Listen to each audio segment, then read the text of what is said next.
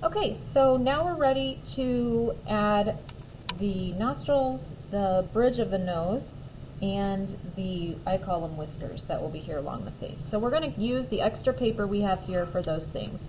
And if you have some pencil marks, you can just turn it over to the other side if you're using construction paper. If not, if you've hopefully drawn sort of lightly, you can erase those as you need to. But we're going to keep reusing this paper. So the next thing is we need a circle for a nostril.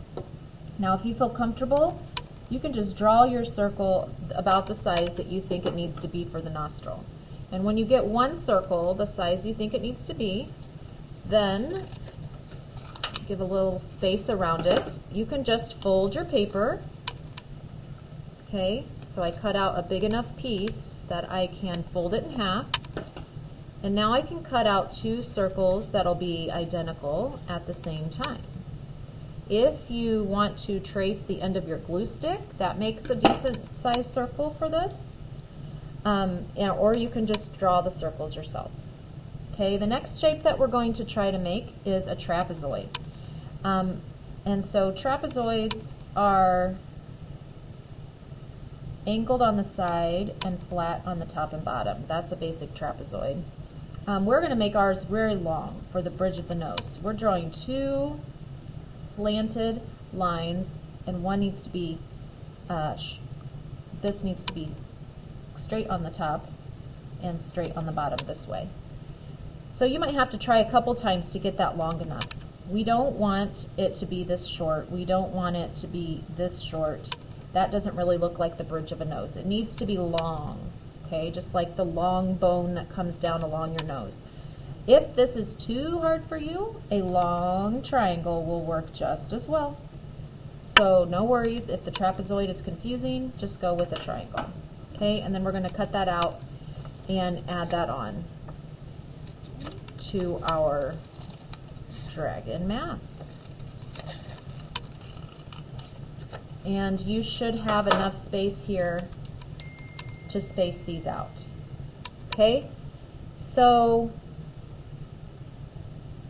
the last thing you're going to do is you're going to find a long space on this paper you have remaining, and you're just going to draw a long wavy line, close it off, and if you're able to fold the paper so that you could make a copy like we've been learning about, do that. But maybe you only have enough for this over here, and then your other space you have on your paper is over here. If you don't have enough space, then cut this out, and then you can lay it down over here, trace it, and cut that one out.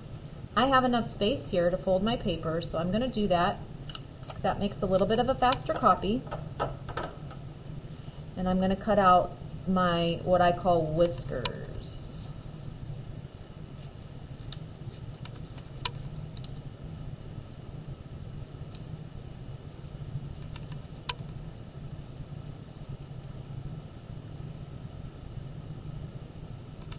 Okay, so then we're going to turn these, I'm turning them upside down so I can't see my pencil line, but depends on what kind of paper you have, whatever works best for you.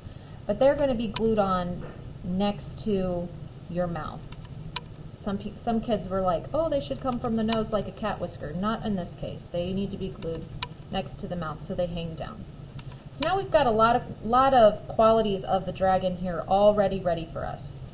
And the next thing you're going to want to do once you have that all glued down is find just a small piece of white paper, okay?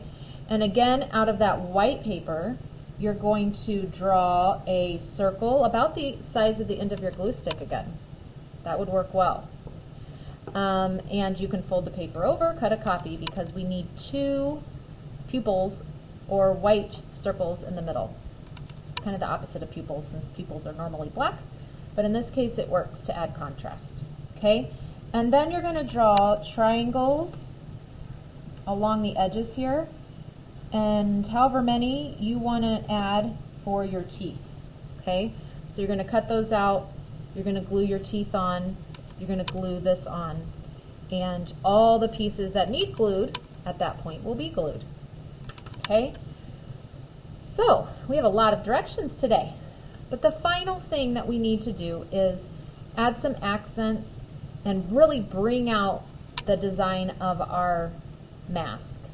So you can look at dragon masks from China online. You can add lines where you think they need added with your black marker, even with colored markers if you want to. If you have a little glitter, you can add that in. If you have some gold foil or silver aluminum foil, you could cut some pieces and add some to make it a little more sparkly, a little more celebratory looking. But I just used marker and I accentuated the shape of a snout here. I added a little decoration under the eye.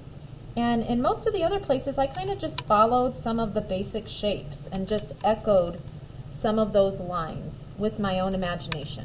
Okay? So there's no specific way to add those last details. It's up to your imagination and what you want to add on to our mask. Okay? So once you get that all finished, I'm super excited to see how it turned out. And please upload it so that I can take a look and give you credit. Have a great week.